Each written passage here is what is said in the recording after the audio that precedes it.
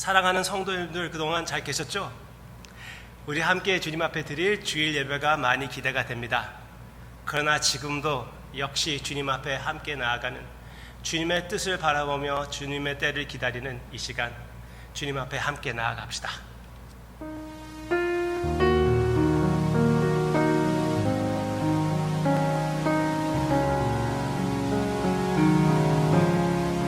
주님의 시간에 주의 뜻 이루어지기 기다려 하루하루 살 동안 주님 인도하시니 주 뜻 이룰 때까지 기다려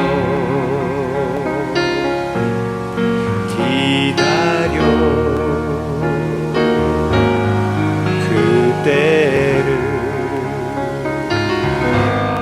주의 뜻 이루어지기 기다려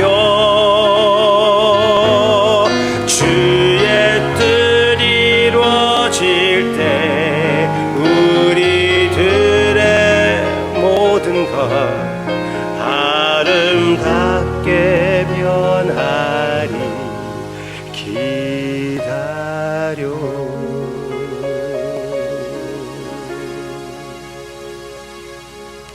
주님의 뜻, 주님의 때를 기다리는 주님의 자녀들입니다. 이 시간 주님의 임재와 주님의 음성을 허락해 주시고 주님의 사랑에 더 깊이 들어가는 우리가 되게 해주세요. 사랑하며 예수님의 이름으로 간절히 기도합니다. 아멘. 어저께는 사도 바울이 예루살렘에서 잡혀가는, 성전 앞에서 잡혀가는 그 모습을 우리가 보게 되었습니다. 그 다음날 사도 바울을 풀어주고, 천부장이 사도 바울을 풀어주고 유대인들을 만나게 합니다. 그 가운데 대제사장이 있고요, 여러 유대인들의 지도자들, 장로들이 모여 있었습니다. 그들 앞에서 사도 바울이 자기 자신의 간증을 나누게 되는데요. 자기 자신의 삶, 자기 자신을 변호하게 되는 것이죠. 그때 사도 바울이 얼마나 지극히 철저한 유대인이었다는 것을 말하기 시작했을 때 그것이 불쾌하게 느껴졌는지 대제사장이 옆에 있는 사람에게 사도 바울을 치라고 했더니 사도 바울이 그 대제사장을 이렇게 얘기했습니다. 바울이 이르되 3절 회칠한 담이여 하나님이 너를 치리로다. 내가 나를 율법대로 심판한다고 앉아서 율법을 어기고 나를 치라 하느냐? 나를 치라고 뭐? 네가 너를 하나님께서 칠 것이다. 막 그런 식으로 얘기했더니 4절 곁에 선 사람들이 말하되 하나님의 대제사장을 내가 욕하느냐? 그랬더니 사도 바울이 이르되 형제들아 나는 그가 대제사장인 줄 알지 못하였노라. 기록하였으되 너의 백성의 관리를 비방하지 말라 하였느니라 하더라. 내가 몰라서 이렇게 얘기한 거지 내가 알았다면 하지 않았지. 관리를 비방하는 것은 잘못된 것인데. 오케이. 그런데 지금까지 이렇게 얘기한 것은 사도 바울이 그 모인 유대인들을 어느 정도 파악하는 것이었습니다. 대제사장이 있다면은 제사장들은 거의 다 사두개인들이었거든요. 사두개인들. 그리고 나머지는 바리새인들이었습니다. 사두개인들과 또 바리새인들이 섞여 있는 그 모임이라는 것을 알고 사도 바울은 자기가 바리새인이라는 것을 선포합니다.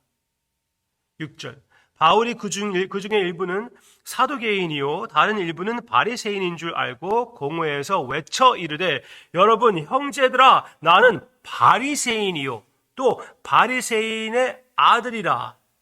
대를 이어서 바리새인인데 죽은 자의 소망 곧 부활로 말미암아 내가 신문을 받노라. 나는 부활을 믿기 때문에 부활을 관하여 그들이 지금 다투고 있는 것이다. 왜? 복음의 핵심에는 예수 그리스도의 부활이 있거든요. 그 말을 한즉 바리새인과 사두개인 사이에 다툼이 생겨 무리가 나누어지니 들고 일어서기 또 시작했습니다. 사두개인들은 거의 영적 세계를 인정하지 않아요. 그런데 바리새인들은 다 그것을 인정한다고 우리는 알 수가 있습니다. 8절, 이는 사두개인은 부활도 없고 천사도 없고 영도 없다 하고 바리새인은 다 있다 함이라. 영적 세계를 믿고 있기 때문에 바리새인들이 천사가 사도 바울에게 말을 했다면은 그것을 부인하는 것은 너무나 잘못된 것이 아니냐. 사두개인들은 무슨 천사가 있느냐. 뭐 그런 식으로 하면서 서로 이렇게 논쟁이 생기며 사두개인들이 사도 바울을 자기 쪽으로 끌어서 어떻게 해를 끼치려고 했겠죠. 바리새인들은 사도 바울을 끌어서 자기 편 사람이니까 자기 쪽으로 옮기려고 하고 있었죠. 그래서 서로 막 이렇게 막 다툼이 있는데 사도 바울이 다칠까봐 또 천부장이 사도 바울을 잡아갑니다. Alright. 그날 밤 11절, 그날 밤 주께서 바울 곁에 서서 이르시되 담대하라. 내가 예루살렘에서 나의 일을 증언한 것 같이 로마에서도 증언하여야 하리라. 아멘. 주님이 사도 바울 곁에 서서 사도 바울 곁에 예수님이 우리 주님이 섰다고 얘기해 주고 있습니다. 이렇게 유대인들이 사도 바울을 핍박하고 있고 많은 무리가 외쳐가며 사도 바울을 죽이지 못해서 애타고 있는데 그 가운데 주님이 그 곁에 서서 계시다는 것입니다. 스데반이 죽임을 당할 때 눈을 들어보았더니 주님이 서서 보고 계시는, 인정해 주시는 모습을 보게 되었던 것처럼 이 핍박 가운데 그날 밤 주님이 찾아와 사도 바울 곁에 서서 계셨다는 것입니다. 얼마나 귀한 위로입니까? 그리고 확신을 주십니다. 이미 사도 바울이 잡히기도 전에 예루살렘에 갔다가 그 다음에 로마로 간다고 했거든요. 그러니까 주님께서 얘기를 합니다. 예루살렘에서 나의 일을 증언한 것처럼 로마에서도 그렇게 증언하여야 할 것이다. 네. 사도 바울의 마음의 확신을 또 한 번 확신시켜 주시는 우리 주님의 너무나 이렇게 자상하심, 우리의 곤란 가운데, 우리의 환난 가운데, 우리의 질병 가운데 함께 서 계시는 주님을 여기서 봐야 될 것이고, 그리고 확신 위에 확신을 주시는 우리 주님의 마음을 보시기를 바랍니다. 그 다음에 참 신기한 장면이 또 이어집니다. 12절, 날이 새매 유대인들이 당을 지어 맹세하되 바울을 죽이기 전에 먹지도 아니하고 마시지도 아니하겠다 하고, 이같이 동맹한 자가 40여 명이더라. 40명이 사도 바울을 죽이기 전에는 먹지도 않고 마시지도 않는다고 그랬습니다. 그들이 대제사장한테 가가지고요, 사도 바울을 데리고 대제사장들 앞에 다시 세우게 해라, 그렇게 부탁하고, 사도 바울이 옮겨지는 동안 그들이 공격하여 사도 바울을 죽일 것이라고 얘기를 했습니다. 그런데 그 꾀임수를 사도 바울의 조카가 그것을 듣고 그것을 알고 이제 천부장에게 얘기를 했습니다. 천부장이 사도 바울을 200명의 군사가 둘러싸 보호하게 하고 총독 벨릭스에게 사도 바울을 보냅니다. 아주 안전하게 그 총독에게 갔고요. 결국은 사도 바울은 지금 모르고 있을 거예요. 그렇지만 결국은 이렇게 로마의 도움으로 로마까지 가게 되는 하나님의 섭리의 모습이 사도 바울의 사역에 그리고 삶에 나타나게 됩니다. 주님의 이런 인도하심을 항상 체험하는 우리가 되기를 바랍니다. 항상 인정하는 우리가 되기를 바랍니다. 그 보호하심 안에서 우리가 항상 있다는 것을 잊지 마시기를 바랍니다. 주님께서 내가 너를 절대로 버리지 않으리라 그렇게 약속하셨거든요. 그래서 하나님이 우리와 함께 이렇게 하시기 때문에 우리는 어느 상황이든지 만족할 수가 있습니다. 히브리서 13장. 여기에 말씀의 내용을 보면 또 한 가지만 신기한 거. 우리 40명의 친구들. 먹지도 마시지도 않기로 결심했던 자들. 좀 궁금하지 않습니까? 아무것도 안 먹으면 한 40일 갈 수가 있어요. 아무것도 안 마시면 한 주? 잘해봤자? 이들은 어떻게 됐을까요? 기도하겠습니다.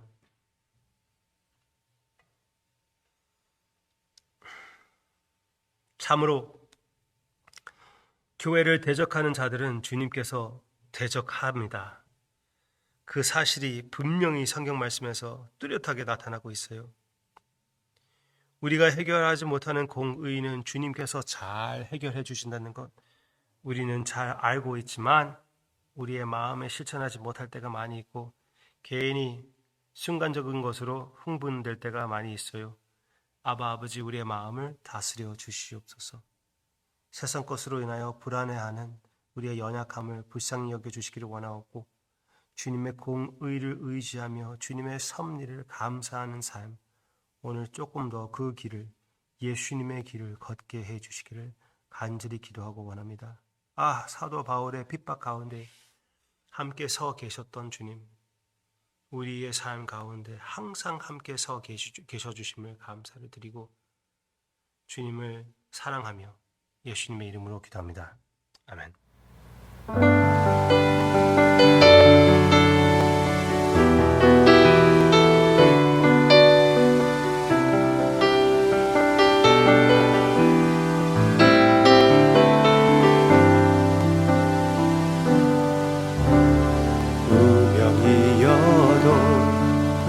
공허하지 않는 것은 예수 안에 만족하리라. 가난하여도 부족하지 않은 것은 예수 안에 오직 나는 부요함이라. 고난 중에도 견뎌낼 수 있는 것은 주의 계획이기 때문이라.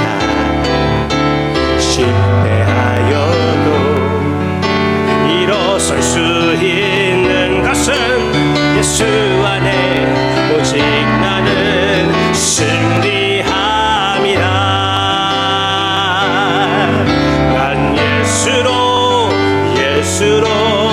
예수로 충만하네. 난 예수로